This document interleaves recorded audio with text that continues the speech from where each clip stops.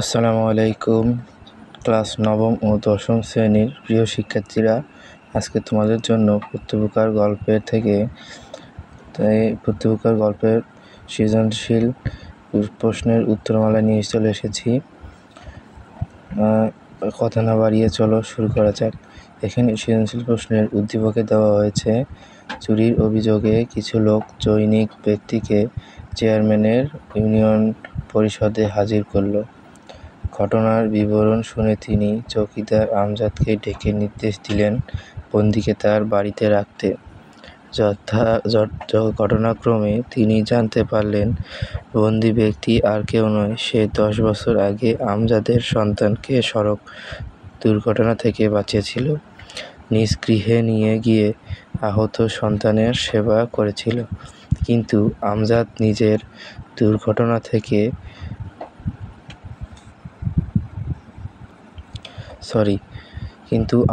নিজের ক্ষতি হবে ভেবে না চেনার ভান করে চুপ করে রইল। এখানে 4টি প্রশ্ন রয়েছে, ক, খ, গ, ঘ। ক নম্বর প্রশ্ন হচ্ছে পুত্তকার শব্দের অর্থ কী?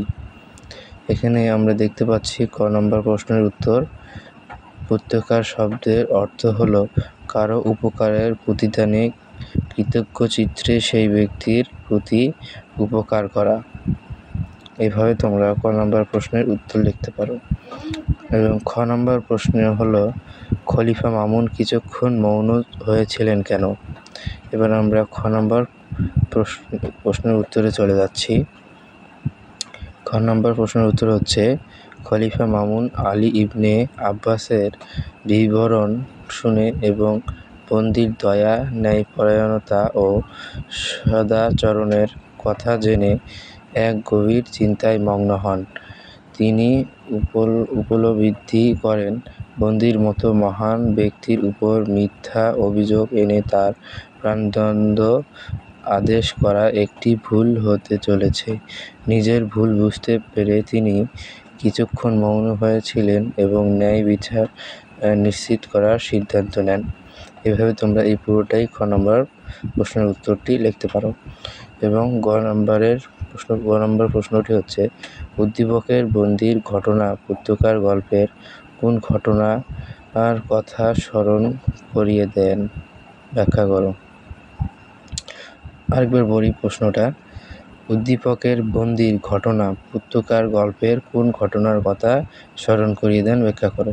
এখানে উদ্দীপকে যে ঘটনাটি দেওয়া হয়েছে সেটার সাথে পুত্তকার গল্পের কোন ঘটনার সাথে মিলে যায় এমন একটি প্রশ্ন করা হয়েছে, সেটা ব্যাখ্যা করতে বলেছে। এখানে আমরা গ নম্বর প্রশ্নের পৃষ্ঠায় চলে যাব। এখানে গ নম্বর প্রশ্নের উত্তরটি হচ্ছে, উদ্দীপকের বন্দীর ঘটনা পুত্তকার গল্পের কোন ঘটনার কথা স্মরণ করিয়ে দেয়? এটা প্রশ্নটি। এর উত্তর হচ্ছে, উদ্দীপকের বন্দীর ঘটনা পুত্তকার গল্পে বর্ণিত সেই ঘটনার কথা স্মরণ করিয়ে দেয় যেখানে আলী ইবনে আব্বাস একসময় ডেমাস্কাসে এক সম্ভ্রান্ত ব্যক্তির আশ্রয় ও সাহায্য লাভ করেছিল। সেই ব্যক্তি 1 মাস ধরে তাকে নিজের বাড়িতে লুকিয়ে রাখেন, নিরাপত্তা প্রদান করেন এবং অর্থসহ যাবতীয় প্রয়োজন মিটিয়ে তার নিরাপদ প্রস্থান নিশ্চিত করেন। পরে ভাগ্যের ফেরে সেই আশ্রয়দাতা ব্যক্তি বন্দী হয়ে খলিফার রোষানলে পরে আলী ইবনে আব্বাসের জিম্মায় আসেন।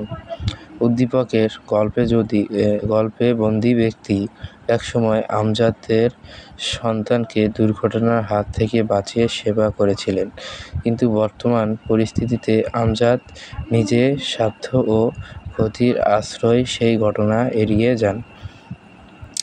উভয় ঘটনার বন্দী ব্যক্তি আগে জীবন রক্ষার মতো গুরুত্বপূর্ণ উপকার করেছিলেন।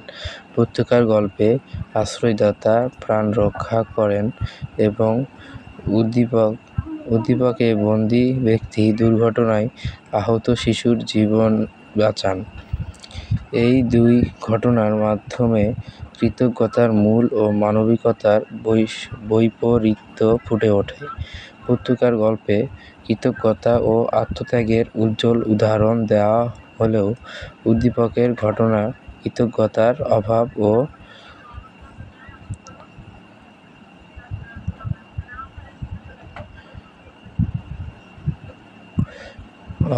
ও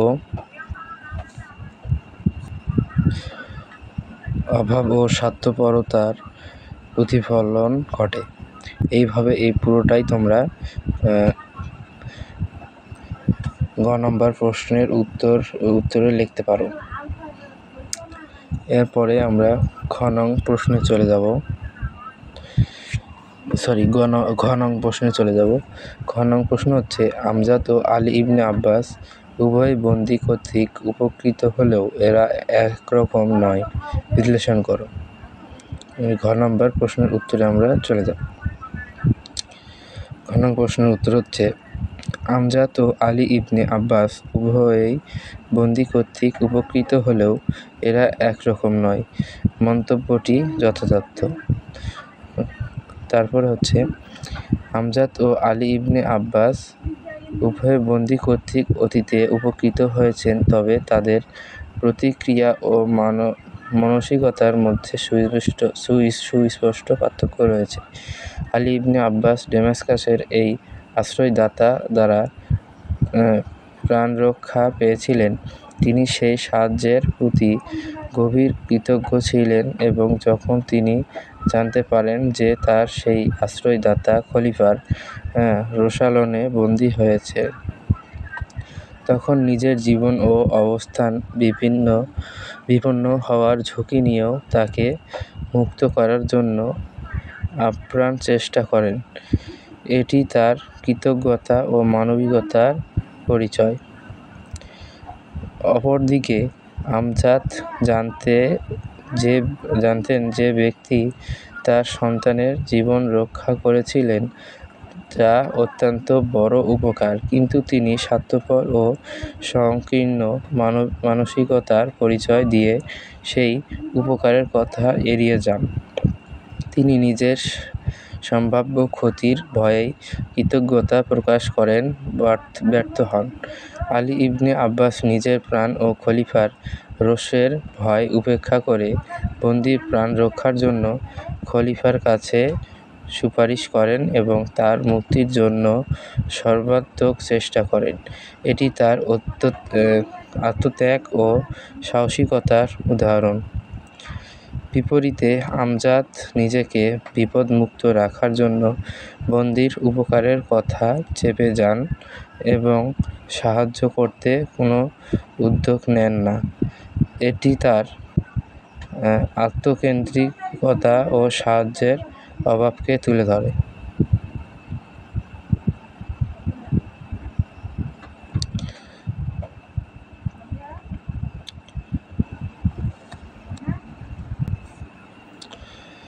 যদিও আমজাদ ও আলী ইবনে আব্বাস একই পরিস্থিতিতেই পড়েছিলেন, তাদের আচরণ তাদের মানসিকতা ও নৈতিকতার পার্থক্য স্পষ্ট করে।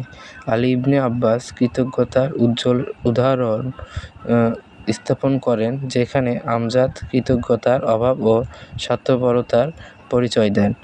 এই বৈরিত্য আমাদের মনে করিয়ে দেয় যে প্রকৃত কৃতজ্ঞতা কেবল অনুভূতির বিষয় নয়, বরং তা কার্যকর আচরণ ও দায়িত্ববোধ প্রকাশ করে। এইভাবে তোমরা এই ঘ নাম্বার পুরোটাই এখান থেকে শুরু করে এই পুরোটাই এবং এই পুরোটাই আমরা জানি। ঘ নাম্বার সৃজনশীল প্রশ্নের ঘ নাম্বার অ্যান্সারটা অনেক বড় করতে হয়, তাহলে ফুল মার্কস পাওয়া যায়। সেই জন্য আমাদের কমপক্ষে এত বড় লিখতেই হবে। আশা করি তোমরা এই রকম করে আমার মতো লেখা করে যদি পরীক্ষায় লিখতে পারো, তাহলে তোমাদের ফুল মার্কস পাবে, এইটা 100%। হ্যাঁ, যদি শিক্ষার্থীরা ক্লাসটি ভালো লাগলে সাবস্ক্রাইব করতে ভুলো না যেন। ধন্যবাদ সবাইকে। পরবর্তী ভিডিও পেতে সাবস্ক্রাইব